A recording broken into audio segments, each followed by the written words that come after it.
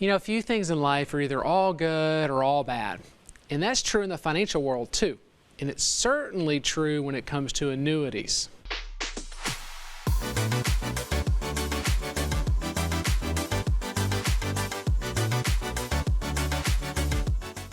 Hi, I'm Wes Wood, the Income Guy, and I'm founder and president of Wood Financial Group. And for 20 years, nearly 20 years, I specialize in helping hardworking Tennesseans just like you reach their retirement goals through income-based financial strategies. So if you're looking for the right solutions to achieve your own financial goals, I can help. Just reach out to me at retiretv.com or by calling 615-826-5749 during today's show or at any time. You know, few financial tools are as misunderstood as annuities. And maybe you've heard some good things about them, maybe you've heard some bad things about them, or maybe you've heard so many conflicting and confusing things you're not even sure what to think. Whatever the case, stick around, because today we're going to break down the good, the bad, and the ugly of annuities. What we're going to cover is what annuities are and the different types that are available, where they fit within the larger universe of income strategies, why they're so misunderstood, and how to determine if an annuity is even right for you. And joining me on this week's show is David Scranton. David is an investing for income specialist with over 30 years of experience. He's also a best-selling author and a television host. But before we get to Dave, let's cover some annuity basics. So, what is an annuity? Well, basically, it's a contract between you and the insurance company. And the contract allows you to contribute money on a tax-deferred account. In return, you get regular payments from an account as income, or you can withdraw funds starting at a certain date later on in time. The difference depends on whether your annuity is an immediate annuity or a deferred annuity. An immediate annuity is going to start paying soon after you activate it. The payment amount depends on whether you want to get an income over your lifetime or within a certain number of years. Whereas a deferred annuity starts with an accumulation phase. You contribute money on the annuity and it grows tax deferred. Once the payout period starts, you can start a regular income stream, or you can choose to take a lump sum distribution. There's also single premium annuities and multiple premium annuities. The first one, you pay a single lump sum at the start and the sum will grow.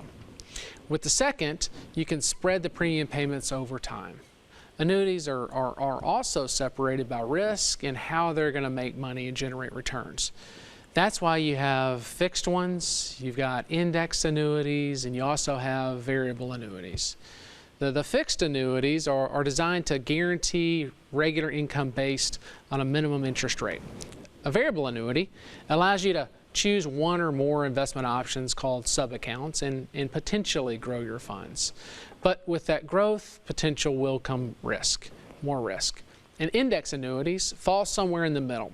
They will offer more growth potential than a fixed annuity, but with less risk than a variable annuity. And I'm going to talk more about that with Dave in just a minute. And I'll talk later about where annuities fit in within the overall investing for income picture. But right now, you can learn by reading my timely report called The Case for Fixed Income. It comes in your free retirement income kit, available by visiting retiretv.com or by calling me at 615-826-5749. But now, let's welcome David Scranton. David is the founder of Sound Income Strategies and the Retirement Income Store. Hey David, thanks for joining me today. Well, great to see you, Wes, as usual. Yes, sir. So the good, the bad, and the ugly. I love the concept. I love it when you say that because it's really true. But let's get the bad out of the ugly out of the way. Let's start with the ugly. Which is that for most people retired or approaching retirement? Well, there's kind of some two uglies here. So one ugly is a lot of the misrepresentation by maybe by the news or media or even advisors that basically just cast annuities out and say they're bad. And unfortunately, that's not really a great thing, because in some cases, these types of products may be a good fit for somebody that's for their specific needs. Now, the bad or the ugly annuities, if you will, are more like the immediate annuities for a lot of people because, you know, when you put money into an immediate annuity, it's a firm decision and there's really no going back because you get an income and that's it, it's stuck. The other ones that get a lot of bad publicity and press and are variable annuities. Reason being is because you're essentially investing into sub-accounts, which is essentially the stock market. So there's risk that comes with that, but then also the fees in most cases can be very, very high.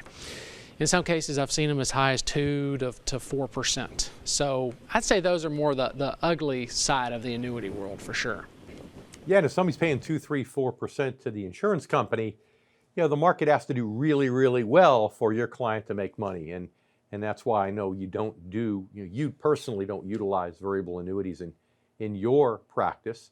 So, okay, we've got the immediate annuities that aren't the favorite of most because they're so inflexible. Once you give the lump sum money to an insurance company, the insured is locked out of it and they're just getting a stream of income that they can never increase, decrease, stop. The variable annuities because of the risk and the fees. So now let's go to the other two that are still deferred annuities, but give you some protection against loss. Explain, if you will, the differences between the fixed and the indexed. Yeah, that's right. So, you know, with the variable annuity, you got the fees, you got the exposure to the market, you have potential of loss, where the fixed and index annuities are more conservative. Like with a fixed annuity, we know that we're going to get a set rate for a specific amount of time.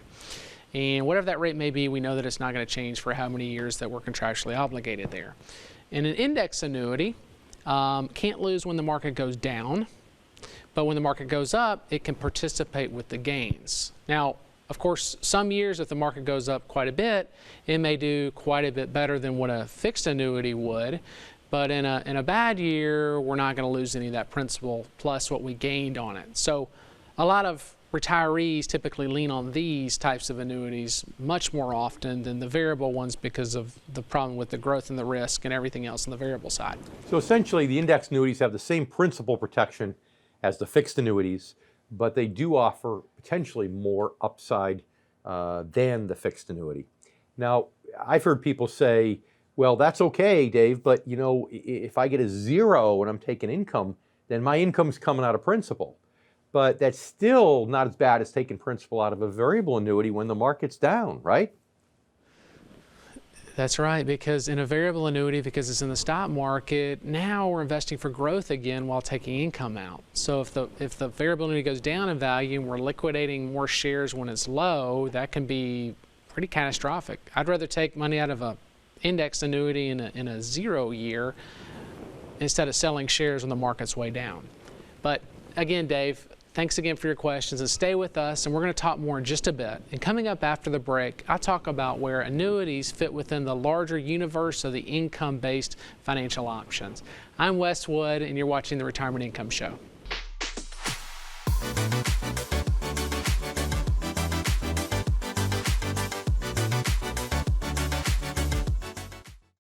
A fiduciary is someone legally obligated to act in your best interest. Doctors, lawyers, and some financial advisors are fiduciaries, but not all. When you work with Wes Wood and his team at Wood Financial Group, you are working with fiduciaries. They help clients create customized investment portfolios based off their retirement goals. If you're ready to work with a fiduciary, visit retiretv.com and schedule a free, no-obligation conversation with Wes or a Wood Financial Group advisor.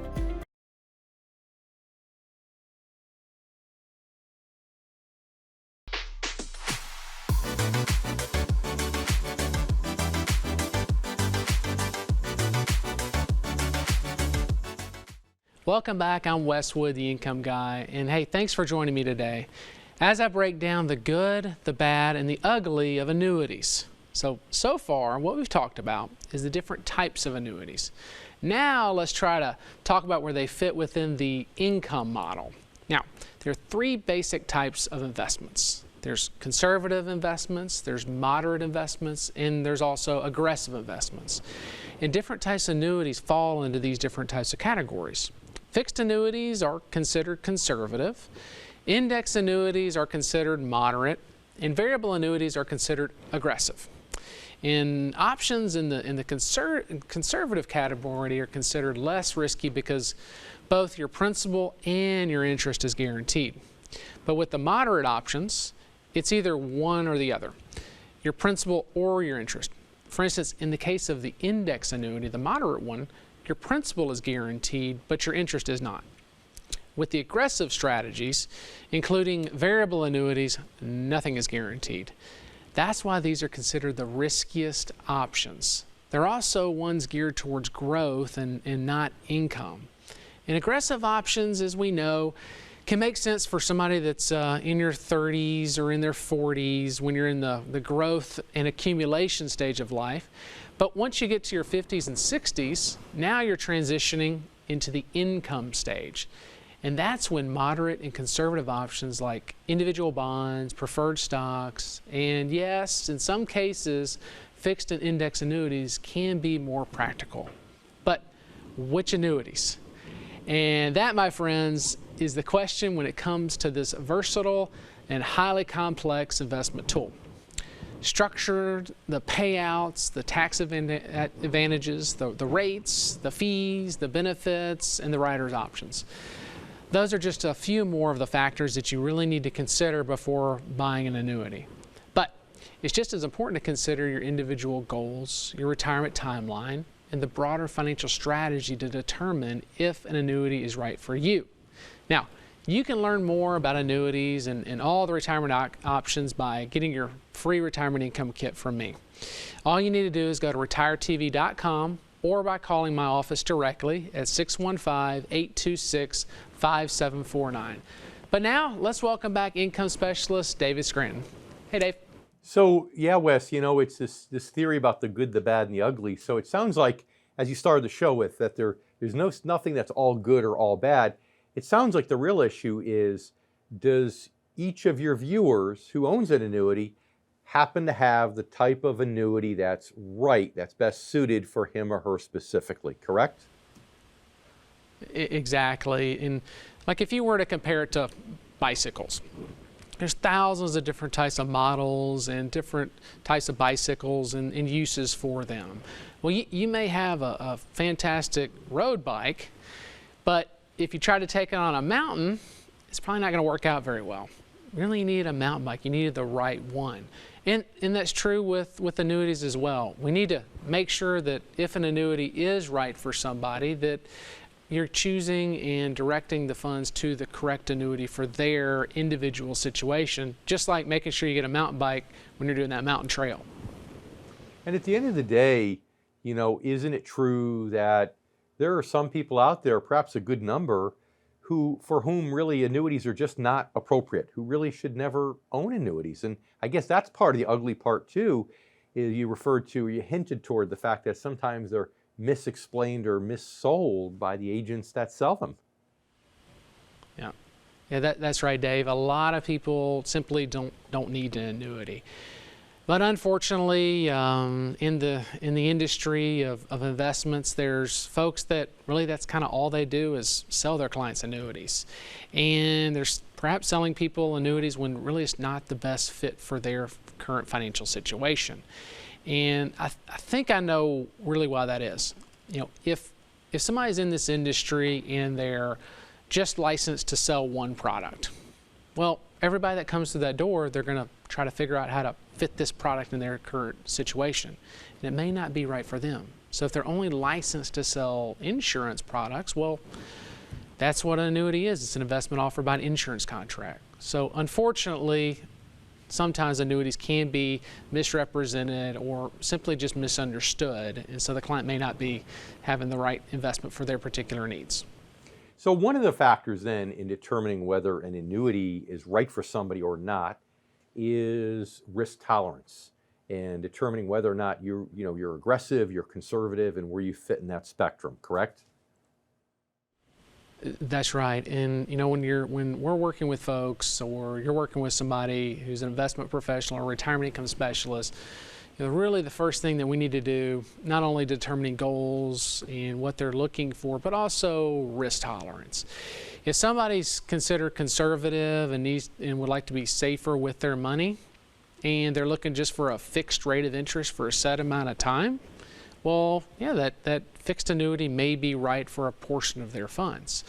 But if somebody's willing to perhaps take a little bit of risk with their portfolio, again, maybe the annuity's not the best fit. Perhaps they should be using things like individual bonds, holding to maturity, or preferred stocks. And if somebody's willing to take a little bit more risk with their investments and they're looking to generate interest and dividends, maybe it's appropriate for them to invest in common stocks and value-based stocks that throw off dividends and interest. So making sure, you understand risk tolerance is really important on creating a portfolio for somebody to create income for them. Not only that, but my eventual goals, right? My use of the money.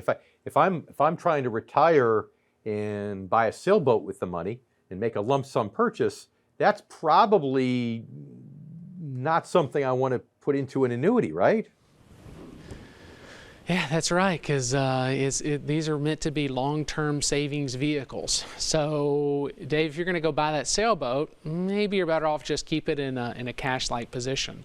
But I will say, most folks that are older or getting into the retirement years, oftentimes are not really looking to buy a huge lump sum purchase. Some cases they are, but most of the times what I've seen is their goals are with these funds is to generate a steady income stream that they can rely on. And perhaps an annuity is more right for that person rather than the one wanting to buy that huge lump sum purchase. That's right. And it's also a function of how much income you need and whether you're willing to spend down a little bit of principal to get a higher income level, right? Yeah, that's right. Because in some situations, people are willing to spend down just a little bit of principal, but we need to prepare that if that's happening, that it can be a little bit of a slippery slope there. But Dave, thanks again. Good questions, and stick around. And coming up after the break, I'll talk more about how to determine if an annuity might be right for you. You're watching the Retirement Income Show. I'm your host, Wes Wood. We'll be right back.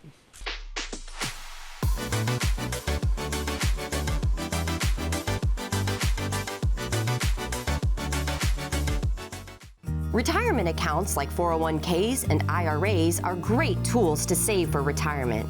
They offer tax advantages to help keep more money in your pocket. But withdrawing money from your accounts can have a huge impact on your tax liability. Take money from the right account at the right time and you could minimize it. But taking money from the wrong account at the wrong time could result in a big tax burden. If you're not sure what you should do with your 401k in retirement, visit retiretv.com to schedule a free, no-obligation conversation with Wes Wood and Wood Financial Group. Hi, I'm Wes Wood, founder of Wood Financial Group. There are hundreds of different ways you can claim your Social Security benefits, but the difference between the best way versus the second best way could be the difference in tens of thousands of dollars over your lifetime. You don't want to miss out on an income stream that can help fund your retirement dreams. Go to retiretv.com to claim your custom Social Security analysis from Wood Financial Group. We can help maximize your Social Security benefits in retirement.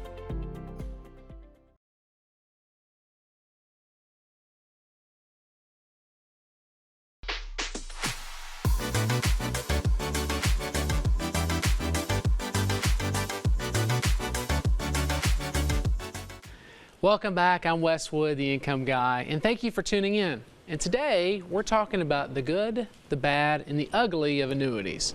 So far we've covered the basics of and looked at where annuities fit within the overall income model. Now let's talk about why it's important to determine not only if an annuity is right for you, but which annuity is right. So in the wake of COVID-19, investing for income became a very popular hot topic. Matter of fact, last fall, a New York Life survey found that a majority of Americans were more interested in investing for income guarantees more than stock market and the mutual funds. 56% said they were interested in investing in an investment that allowed them the benefit of stock market growth, but also gave them a safeguard for how much money they could lose. And according to Google Trends, searches for the question, are annuities affected by the stock market, rose by more than 350% last year. And this is very typical during a financial crisis. Suddenly what happens is people are much more aware of how risky the markets can be, And the COVID-19 crisis is just the kind of event that will illustrate the value of investing for income. And remember, the basic goals of income strategies are to protect principal and to generate income regardless of market conditions. And that includes extreme conditions like those triggered by the pandemic and COVID-19. That's why it's important to understand all your options when it comes to annuities and retirement income, and to have the right advisor managing your portfolio. And to help find the right advisor, read my timely report. It's called 10 Signs You're Working with a True Income Specialist, and it's included in your free retirement income kit. Get yours now by going to retiretv.com or call 615-826-5749. But now, let's welcome back income specialist and the founder of the Retirement Income Store, David Scranton. Hey, Dave. Okay, Wes, let's break it down. Since we're wrapping up the show here, let's break it down as to really the 3 decisions people need to make when evaluating annuities, right? The first is whether or not an annuity is right for them. The second is, what type they should have. And of course, the third is which specific annuity. So how about the first one? And I alluded to this, we ran out of time in the last block, but that annuities can generally give you more income than traditional investments. It's great that it's guaranteed for life, but the trade-off, of course, is that it means you're probably going to be spending down some principal to get those bigger checks every month. Yep, that's right. So, once you've determined your goals in retirement and how much income you're going to need to facilitate those goals and to pay for those goals, and you determine that, hey, you may need to spend down some principal, and because maybe the traditional investments aren't going to generate quite enough income for you, and you'll have to spend down the principal. I'd rather lean on the income that annuity may provide, because it could be more income, and lean on the contractual guarantees this insurance company will provide, so we know the income is guaranteed if we happen to be spending down some principal. I hope that makes sense. Sure. That's the biggest indicator, a flashing red light, if you will, that says, yes, I should have an annuity in my portfolio. So now you make that first decision, and now you have to figure out which of the 4 types of annuities that you should focus on. So how do you usually suggest one makes that second decision?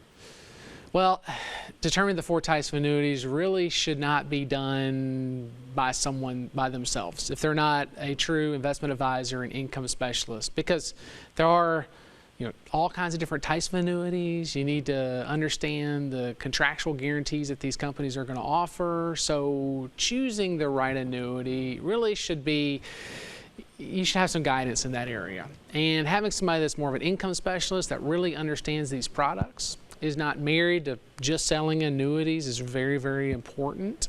And working with them together to determine which one of these annuities is right for them. But some common things that people are going to want to know before they even talk to you about an annuity, at least income specialist, is what are your goals? What are you looking for? What kind of income are you going to need to have? Are you aggressive, moderate, or conservative investor? And then and only then maybe can you begin having that conversation of, is the annuity right for you? And then choosing the right annuity for your particular situation. Right. So now, okay, you mentioned the conservative, the moderate, and the aggressive categories. Yes. And you told us which type of annuity goes into each one. Right.